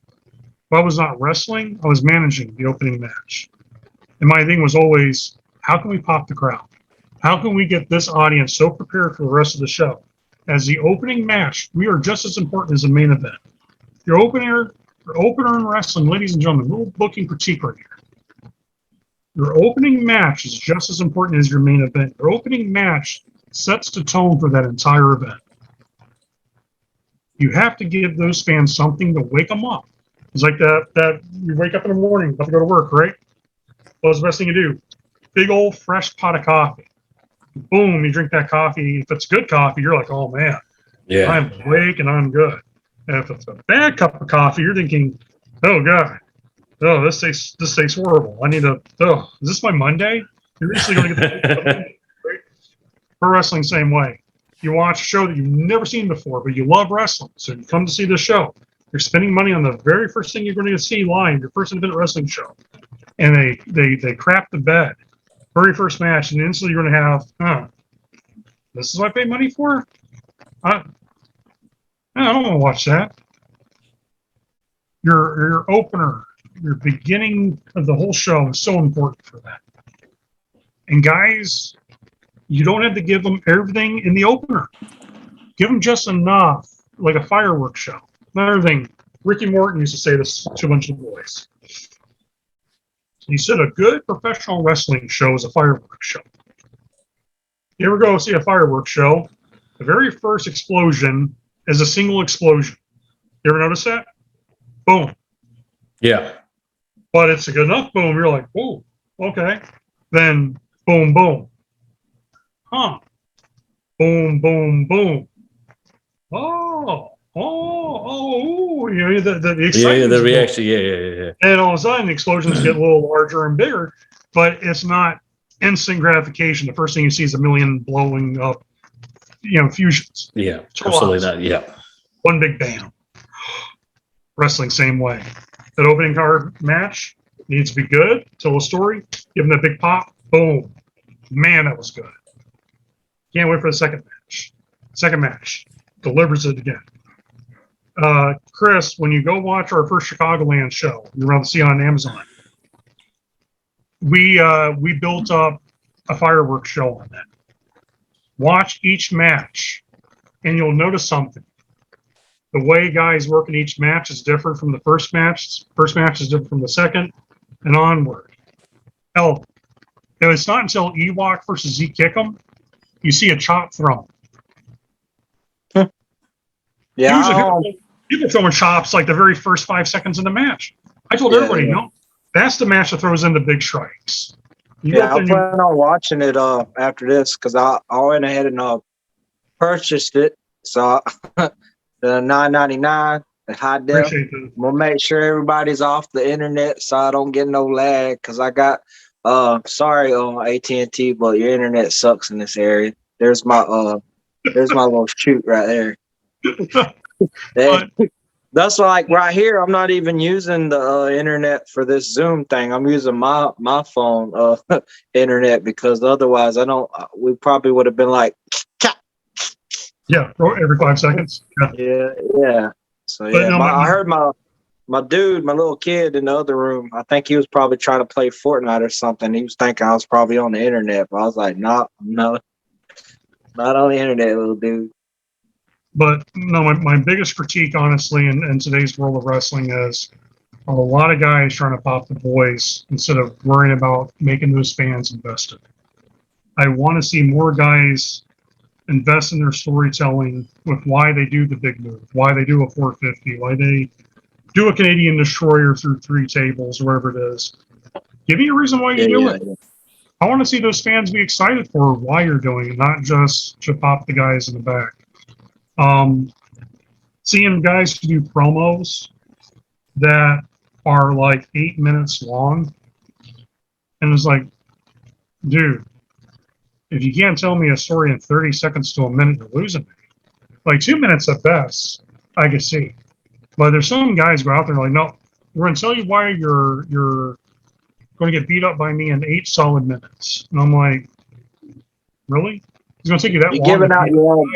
You're giving them game plan out.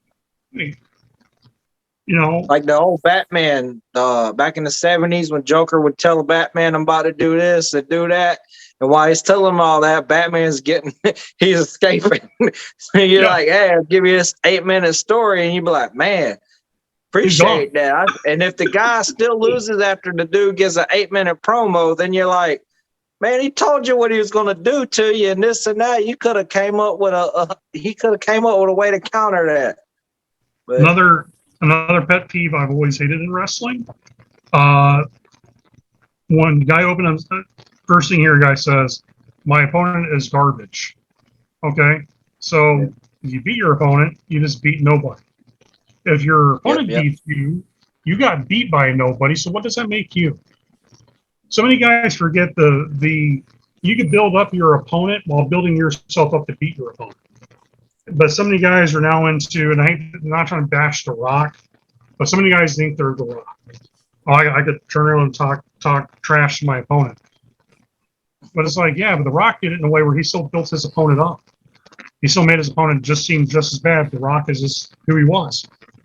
Not everyone in independent professional wrestling has the charisma of The Rock. Actually, I think maybe there's 2 guys I know at least that are decent enough to not even be on the same playing field with him, but good enough. But yeah, the guys who got promos who don't build up their opponent. Go and build up the event. Oh, I'm here. I'm great. I'm better than everybody. Okay. Well, if you're better than everybody, why are you working at the small promotion? If you're better than everyone, shouldn't you be in the larger place? Yep. Just little critiques. Just little critiques to look at. Yeah, I get that. Sorry. Same thing you was talking about. I actually been training at Deep South myself, and every time somebody else goes that route that you just talked about, talking trash to their opponent and building them down, that's like the first thing they like, hey, that's, you just pretty much what you almost word for word. You just beat garbage just beat you. I'm like, and I'm the kind of person that I soak in with everybody. I use the 8 Mile tactic. Well, I know what they're going to go against me, and I'll throw it out there and say, I know you're going to say this, so if I have to go first, I go that route. But if I hear their promos or whatever first or whatever, then I'm like a sponge. I soak in what they're going to say and I'll fire back. So they're always like, oh, C-Dub likes to go last. I was like, I'll go first. You want me to go first? I'll go first. But yeah, promos. If you can't tell a story, it's like a 3-act play. You got your build up, you got the story in the middle, and then the end. And if you ain't got a good story, they're not going to want to watch the match. So, Exactly. but then if you get to the match, and you can't carry that and process that story that you started to tell in the ring, then you're going to lose them there. And it's like a lot of these shows, they're just throw a card together and expect. There's a reason why nobody shows up to the next one, Yeah. But if you can pander to the crowd versus the people in the back, like you said, the boys, then the crowd, you'll see the fan count go up each show. But yeah, I totally agree with you. What you were saying. I apologize for interrupting you. I'm a little amped up a little bit. Plug. I'm actually a Raise Energy drink ambassador, and that's how I kind of got started. Well, I always loved wrestling, but I was trying to figure out a way to get this out there and me and wrestling promotion. That's kind of. I've been doing it for about a year, and it's led to one thing to another, and it's just I believe in the product because it's got me to where I'm at right now. That's how Vanish met me at Deep South, and it was my little amped up like whatever, my little promo that I guess I'm always putting stuff out there, content. I'm always, like you said earlier, use the media. Well, use social media. Put yourself out there. You never know who might see you. You never know. If you don't put it out there, nobody's going to see it. But make it be different. I want to talk on that subject too while you brought this up. Another thing that my generation did not have compared to today's generation, we didn't have Facebook. We didn't have a lot of social media. I remember when MySpace first came out, that was a big deal. Like, oh my God, I could customize my own profile. But it was like nothing fancy. But nowadays, so many kids today in wrestling, they have Facebook, Twitter, Instagram, they have YouTube, they have Vimeo, they have all these million apps that they can put their matches on. They can create a brand for themselves. It's a shame that so many people like myself, if I can go back in time, young self, fast forward into the future, I would be the biggest branding type of guy out there. I would go out there and find sponsors for myself, not just for the show. I find sponsor who'd be like, hey man, we'll give you our product to sell at the shows or sell at your table. We'll give you free merchandise to wear out to the ring or free stuff to give out to the fans or sell to the fans. Hell, there's some companies willing to pay you to travel to put their product out there. And so many of these young guys don't get that. They're like, man, you could be your own brand. You don't have to have a promoter making you a brand for them. You can be that brand that comes to that promoter and says, hey, man, I got 13,000 followers on one account here. I got 16,000 on this account, 5,000 on this account. And they travel. If they don't travel, they'll buy whatever show I'm on. Here's the buy rates to prove it. Booking me is actually a win-win for you because I create a brand. I'll market your brand while I'm marketing my brand. We all win together. Yep. There's so many guys, man, are so worried about their freaking PO. Oh, I'm so angry. I better get my $40. And I'm like, yeah, but if you really put out your merchandise out there, if you actually create your own brand out there, you'd be making so much money. that PO is nothing. Bob Evans said it best to a class once. He says, there are some guys out there that will tell a promoter, give me $25. As long as I get my merch table, I'm fine. Why? There's guys that make $300, $400 in one night selling merch compared to just worrying about a PO. But so many guys don't want to do merchandise. So many guys don't want to invest in their own brand. They just want to play wrestler. Like, young guy like me, I'm about to be 40 years old.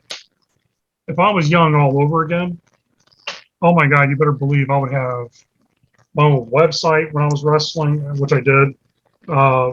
Johnny Rock, who I wrestled with for a long time. But I had my website, my own T-shirts, music. I would actually go to conventions, and I would have got like pay a celebrity $20. Yo, everybody, this is so and so, and check out my good friend. Boom, you're right there. You know, if you ain't seen this guy wrestling, then you're not on. You know, little shit really gets people. Like Cobra Kai, right? Cobra Kai is super popular. I love Cobra Kai. Dude, if I had a chance to get like Ralph Macchio, Strike us. yeah, John, shoot the leg, you know. Those guys to be at, if I came over to a convention and they were there and they'd be like, yeah, we'll do one for you. Yo, man, if you're not seeing Chicagoland Championship Wrestling, then you're going to get roundhouse in the face. Boom. You know, and then you have a celebrity putting you over. Why aren't wrestlers thinking that? Hey, you go to all these conventions as a fanboy, but you could be also advertising yourself with these celebrities, make you seem like you're bigger than life. Why are you not doing that? I was doing that. Camilla Brickhouse came to the show and wrestled Shalance, defended the NWA women's title. Well, I get X amount of free stuff where I can either sell it, profit, or give it away. What did I do? Hey, Camille, you want to take a picture? Here's some pre-workout. You can have this and this. Took a picture, plug, tag, boom. You see me, and I did that with her. I did it with Matt Cardona at a show. Him and Brian Myers. I said, hey, you ever had Rays? I got some free drinks. I'm going to take a picture. Matt actually, like, I had a cool story about, I saw the Fan Access, Roddy Piper and Rob Dyrdek versus Matt Cardona and Tyson Kidd tag match. And Rob Dyrdek came in with a skateboard. I was there and saw that actually go down. And I was showing him I was like, hey, man, I ain't seen you since WrestleMania 27 Fan Access. Next thing I know, I hear him say, hey, you mind telling me that again? He whips out his phone. Bam, I'm on his podcast a couple weeks later. And I'm like, shit. I got the Ray shirt on. I got my backers hat on. My beard was a little bit longer. My little accent. I'm from Georgia, subtitles and shit. I live in Kentucky, brother, so I'm used to hearing guys like you talk more. I am the Midwest. Man, that was cool. I've done it with a couple. Cruel from MLW. I see him a lot at these shows. Boom. Pre-workout here. Took a picture just 2 weeks ago while I was at a promotion I get to set up at. They sell the drinks at concessions, and I treated as a sponsor. They sit me in the front row. Cruel takes my camera, the very camera I got my phone tripod, takes it from me while I was still filming. Wham! Hits Joe Black with it. Then I took TikTok footage of someone else filming me, a picture from someone. I pieced it all together and plugged my Cruel picture with the pre-workout and stuff. And I did all this junk with my phone and tried to pan it, make it look like one shot. Because in my mind, I see this stuff like this, and I just have to make it now. Because if I don't make it now or do it now, somebody else might do it, or somebody else might think of it. And I'm like, man, if I had better equipment, better this and that, I can imagine that my stuff would look so much better, because in my head, this shit's beautiful. It's like, man, that's some good shit, but so I got to do it now before somebody else does. That's my next. Oh God, I just got a question. Has there ever been anything that you thought of and that you've thought of that you had to do now before somebody else does? And I got an idea that it's probably how the whole process, one of the things, how you set up the filming of your wrestling shows. That's why I can't wait. When you was telling us or the audience. But to me, he was talking to me because I was like, man, the way he was explaining it, I would love to see that because I got an idea in my head of what it looks like or what it has to look like or whatever. That's why I'm like, I can't wait to see it. But has there been anything else that you had like, I got to do it now before somebody else does? Like, do you ever get those, like, it keeps you up at night? I got a lot of things that keeps me up at night, and I use it to put out content. When we first started Chicagoland, one of the biggest inspirations to me was world-class championship wrestling. And I've been very blessed to be pretty much the protege of the man who created world-class championship wrestling, which is Mickey Grant. Mickey Grant, everybody thinks Von Erichs created it. It wasn't. It was Mickey Grant. Mickey Grant was a film director and film producer. And Mickey was the first guy in wrestling to do on-scene location shots. When you watch the Fabulous Freebirds go to that old house, they're kicking through the doors and busting the windows out, and they're, rowdy and a bunch of roughnecks from Georgia, we're out here, we're going to see all these Texas boys, what they can do, because they ain't nobody beat a Georgia, he filmed that.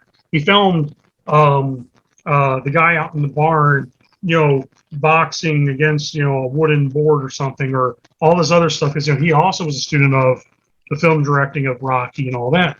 And he was thinking, even back in the 70s and 80s, why are we doing this for pro wrestling? That would be so cool. Doesn't make a pro wrestler look larger than life.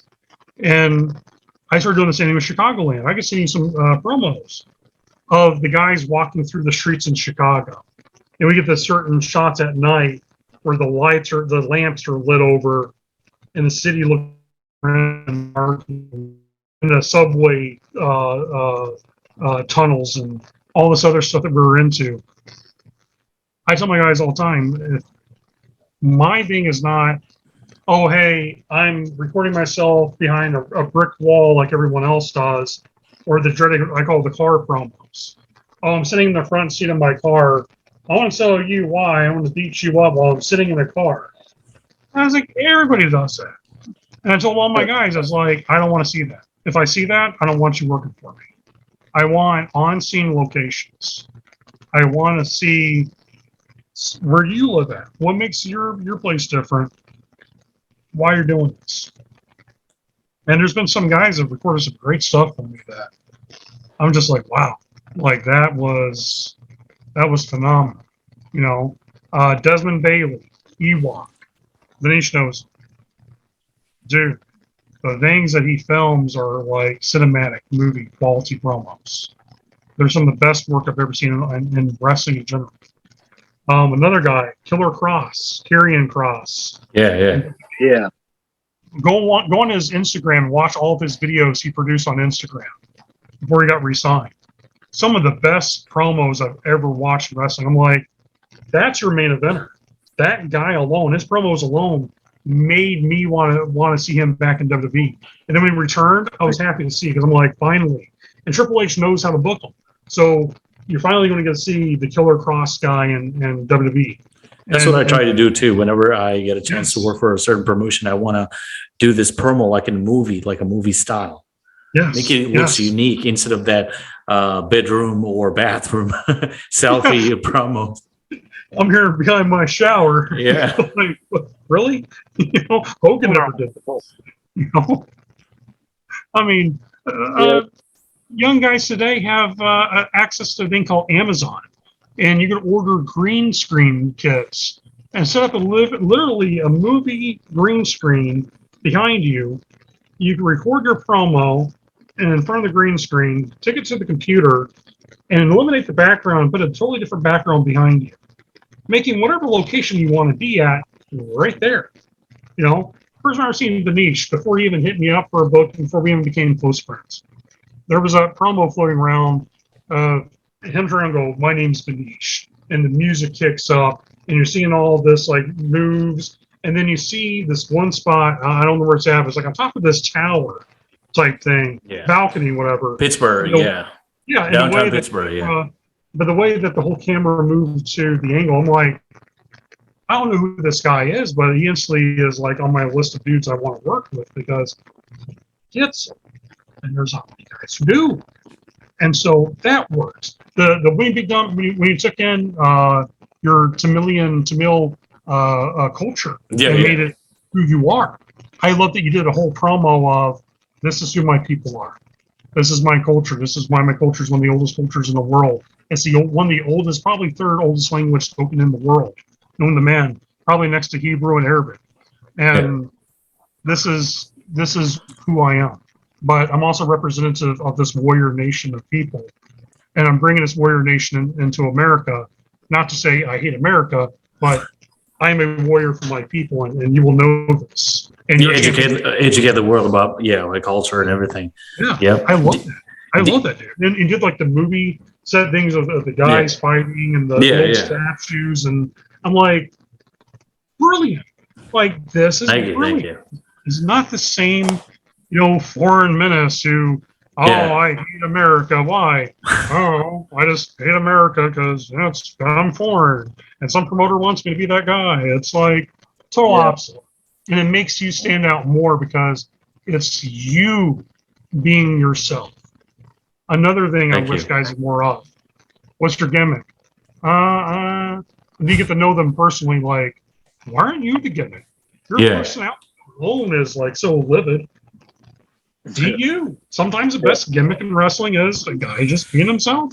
That's what kind of like for the most part of what I've been doing is taking where I'm from, this kind of craziness that you would see in my town, and amp it and dial it up just a little bit, but not too far fetched. Was unbelievable, and then drop in like emotional little tidbits of stuff that's happened throughout my life.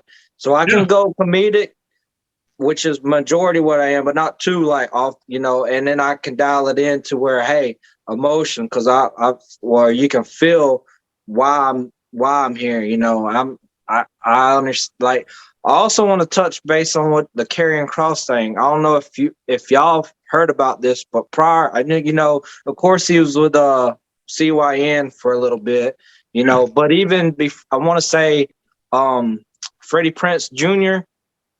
Is apparently starting up a promotion, and he had pinned him as his main guy.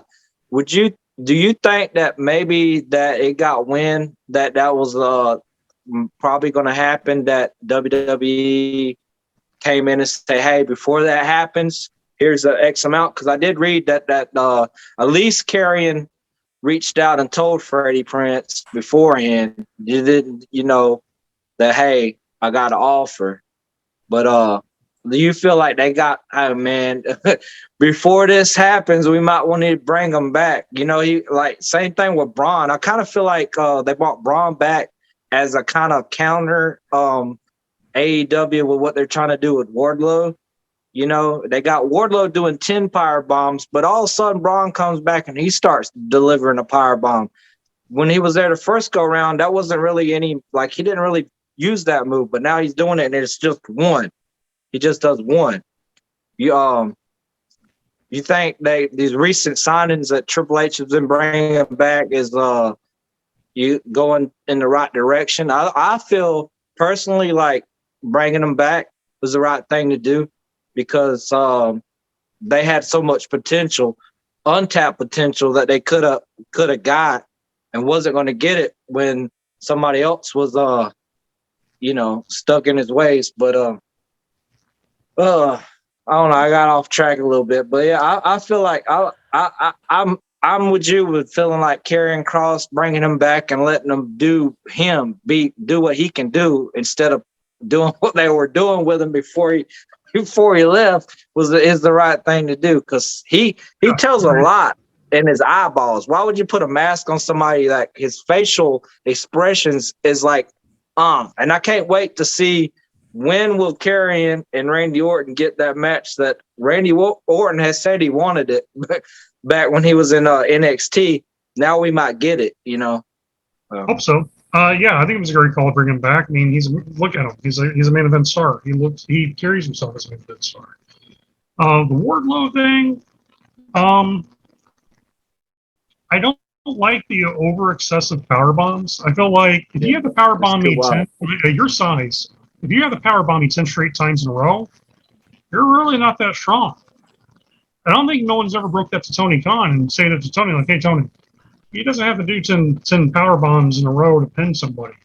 Once is enough. One from him, you make, once again, believability of a finisher. If you establish it, that this hits one time and it's done, it's done. Kevin Nash made a career out of a big boot, a knee in a corner, an elbow. I was about to say that, yeah. A sidewalk slam. Sid Vicious. Yeah. But that jackknife powerbomb that hits once, you ain't kicking That out was of like that. one of the first moves that when I started wrestling on the trampolines and stuff. That was like, I want to do the power bomb to somebody, because I was like, yes, the power bomb. This it. Power bomb is over. Yeah. But once those moves are established, it's a finisher. But if you have to power bomb me 10 times in a row, and I'm still somehow trying to fight out of it, you're not really that much of a badass dude. Just saying. And the Wardlow probably is a tough guy in real life, and now what I've been told, he's a nice guy. But 10 times in a row is a little excessive. To me, you just need to establish your finisher, have it be done one time.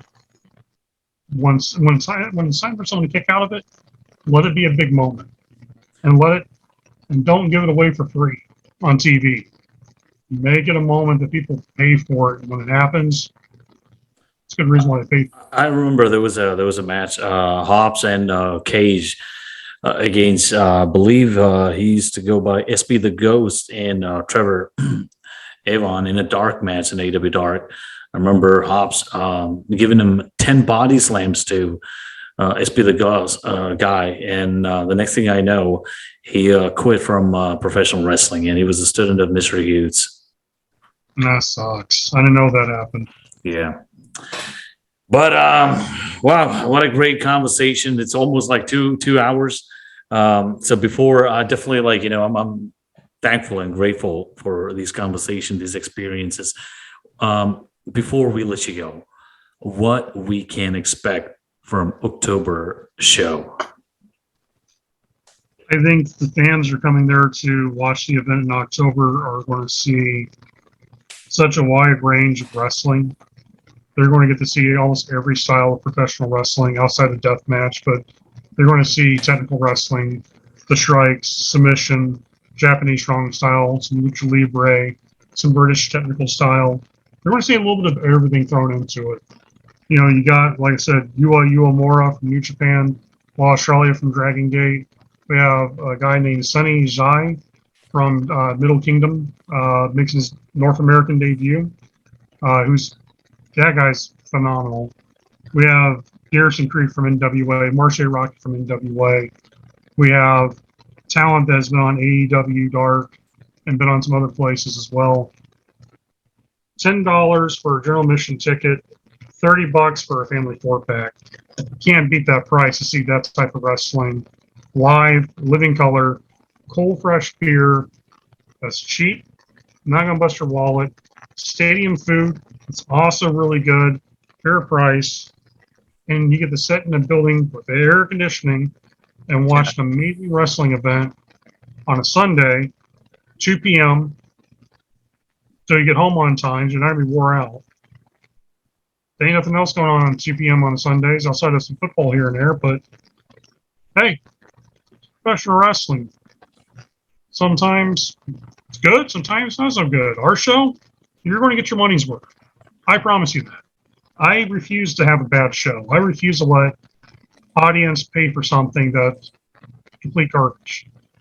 I will make sure this show gives them exactly every dollar that they spend. I wish I was in Chicago.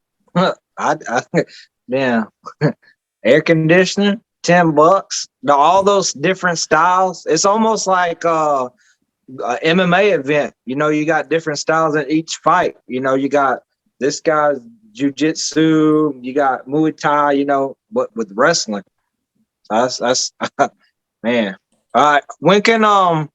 How can someone watch it? Like you said, when will it be available on these other streaming devices for those not lucky enough to be in the Chicago area? Well, we do plan after it's recorded to have it on Fight TV because it's our main platform when it comes to it. So we'll have a announcement when it debuts on Fight, and then we'll have it also worked on for Amazon Prime, a few of the other networks. I'll plug it on my end down here for sure. Especially after watching that, I'm gonna plug this thing too after I watch this. After get off here, I'm gonna plug that too. Thank you so much, John. Thank you so much for your time, and C-Dub. Appreciate it. Always being a part of this podcast. And I can tell you this, we are on the right track and right path. That's what I can say right now. Once I stop recording, I tell you what it's about. Yes. All right. Thank you so much, John. I didn't have a chance to say this before, but namaste. Namaste. Thank you. Thank you so much.